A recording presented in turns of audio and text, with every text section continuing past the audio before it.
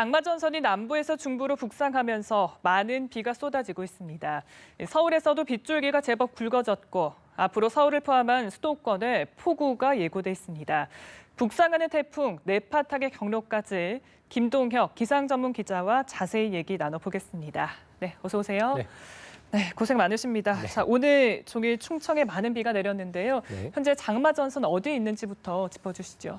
말씀해 주신 대로 장마전선은 주로 이 남부에서 현재 중부까지 북상을 하고 있는 중이고요. 네. 그렇기 때문에 지금 강원 남부라든지 충북 지역 그리고 전북 지역에 호우주의보가 내려져 있는 상황이고 이 충북 대부분 지역 그리고 강원 남부 지역에는 이 호우경보의 띠가 상당히 길게 형성이 되어 있습니다. 그래서 이들 지역을 중심으로 해서 시간당 30mm 이상의 상당히 강한 집중호우가 쏟아지고 있고요. 네. 앞으로 장마전선이 조금 더 북상을 하면서 앞으로 19시에 경기 남부 지역을 중심으로 역시 또 호우주의보가 발효될 예정에 있고 조금 있다가 밤중에는 이 서울 등 중부지방 전역에서 상당히 강한 장맛비가 내릴 것으로 예상됩니다. 네, 말씀처럼 서울을 포함해서 이제 수도권에 폭우가 예고돼 있는데 많게는 300mm까지 내린다고 하더라고요. 예, 맞습니다. 지금 예상대로라면 이 모레 정도까지 이 서울 등 중부지방에 최고 300mm가 예고가 되어 있고요.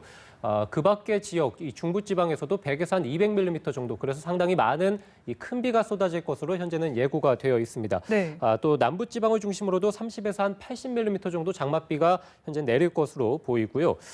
다만 이 기상청에서는 오늘 밤에서 내일 새벽 정도 사이, 그 내일 아침 정도까지가 상당히 많은 중부지방에서 장맛비가 내릴 것으로 보고 있고 또 한 가지는 내일 밤부터 해서 모레 새벽 그리고 모레 아침 정도까지 해서 또 한 번 장맛비가 크게 내릴 것으로 전망이 되고 있습니다. 그렇기 때문에 주로 이 시간대, 밤에서 새벽 시간대를 주의를 좀 해주셔야 되는데요. 이 시간대가 사실 저희가 잠을 자는 시간대이기 때문에 좀 이 피해에 좀 취약할 수밖에 없는 시간대입니다. 그래서 이 시간대를 좀 잘 대비를 해주시는 게 아무래도 좋을 것 같습니다. 네, 말씀처럼 두 번의 고비 시점이 있다고 하니까 좀 대비를 철저히 해주셔야 될 것 같고요.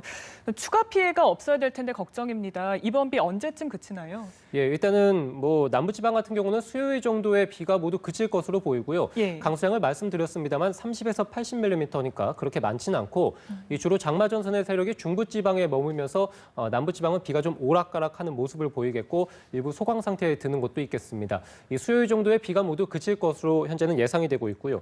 중부지방 같은 경우는 목요일까지 계속해서 비가 이어지고요. 거의 소강 상태에 드는 시간대는 거의 없을 것으로 보이고요. 네. 계속해서 많은 비가 내리겠고 특히 제가 말씀드린 이 밤에서 다음 날 넘어가는 새벽 시간대 상당한 폭우가 예상되고 또 호우 경보라든지 주의보가 내려질 가능성이 상당히 크기 때문에 좀 대비를 해주시고 목요일 이후부터는 장마가 좀 소강 상태에 들지 않을까 싶습니다만 조금 후에 말씀을 드리겠습니다만 태풍이 지금 올라오고 있기 때문에 네. 사실 장마전선의 이 향방에 대해서 조금 불확실합니다. 그래서 일단 지금까지는 기상청의 예보대로라면 이 목요일 이후부터는 잠시 소강 상태에 듭니다. 네, 향후 상황을 좀 계속해서 지켜봐야 될 것 같은데 올해 장마가 언제까지 지속될지도 참 궁금하거든요. 예, 일단은 기상청에서 처음 예보하기로는 예. 올해 장마는 이 평균과 비슷한 강수량과 그리고 평균 정도의 기간을 기록하지 않을까 예상을 하고 있었는데요. 네. 그렇게 따지자면 이 장마의 보통 평균 장마 기간은 한 31일에서 32일경이 되겠고요. 그렇게 보자면 장마는 한 6월 하순에서 시작해서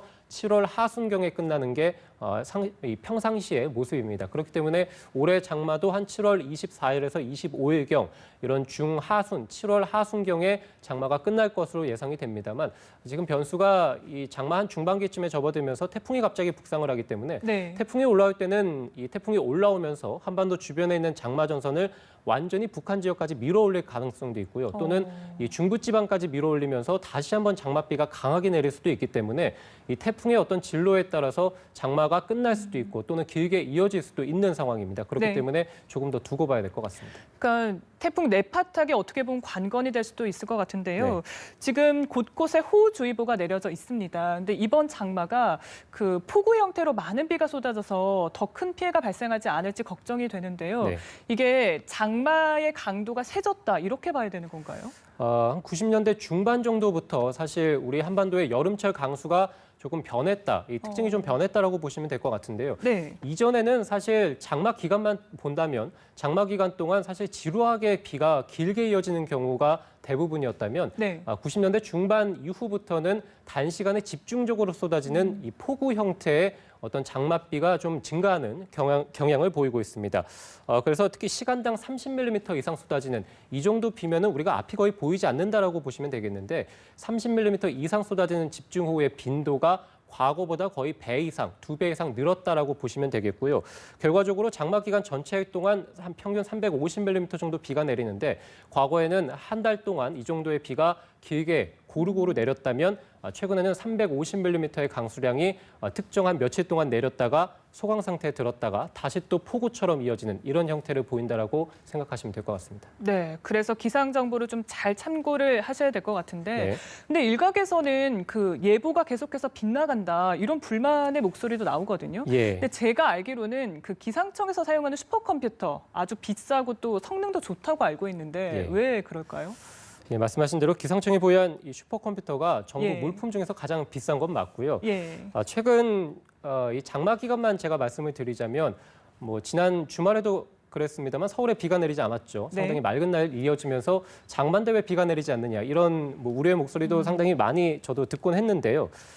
일단은 중부지방 같은 경우 장마를 이 기상청에서 100에서 한 200mm, 많은 곳은 뭐 300mm 이렇게 예보를 하지 않습니까?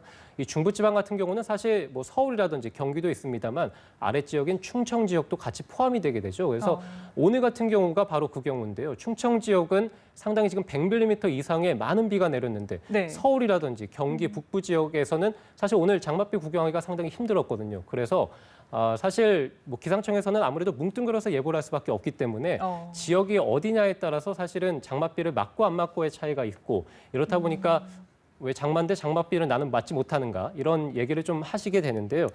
그래서 그런 어떤 기상청에서 장맛비를 좀 뭉뚱그려서 예보할 수밖에 없는 어떤 한계가 있다는 점을 좀 말씀드리고 싶고요.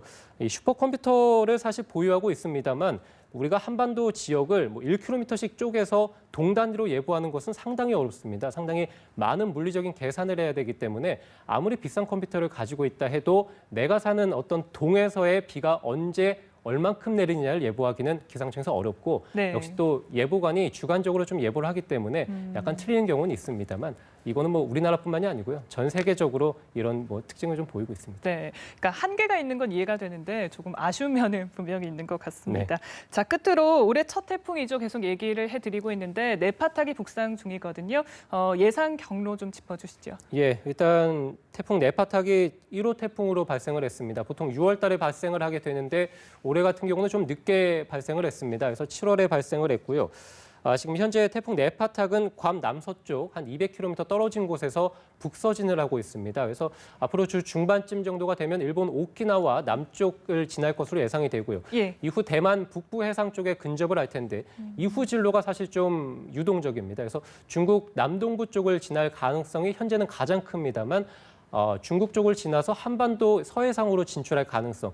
만약에 한반도 서해상으로 진출한다면 주 후반쯤에 제주라든지 어떤 서쪽 지역에 상당히 강풍 피해가 예상이 됩니다만 만약에 지금 예상대로 중국 남동부 쪽에 들어간다면 한반도는 강풍 피해보다는 이 태풍이 장마 전선에 좀 힘을 실어주면서 그리고 중국 쪽에서 상당히 습유난, 이 상당한 습기가 좀 몰려오면서 장마 전선이 다시 한번 활성화될 가능성이 있습니다. 이렇게 되면 한반도가 주 후반에 장마 전선의 어떤 영향 그리고 태풍의 간접 영향을 받을 것으로 예상이 됩니다. 그래서 태풍이 어느 쪽으로 향하든 간에 한반도는 주 후반쯤에 태풍의 직접적 또는 간접적인 영향을 받을 가능성이 있습니다. 네, 계속 지켜봐야 될 것 같은데요. 좀 계속 좀 고생해 주시고요. 네. 여러분들 좀 비 피해 없도록 대비를 좀 철저히 해주시고 기상 정보 잘 참고해 주시면 되겠습니다. 지금까지 김동혁 기상 전문 기자와 얘기 나눴습니다. 고맙습니다.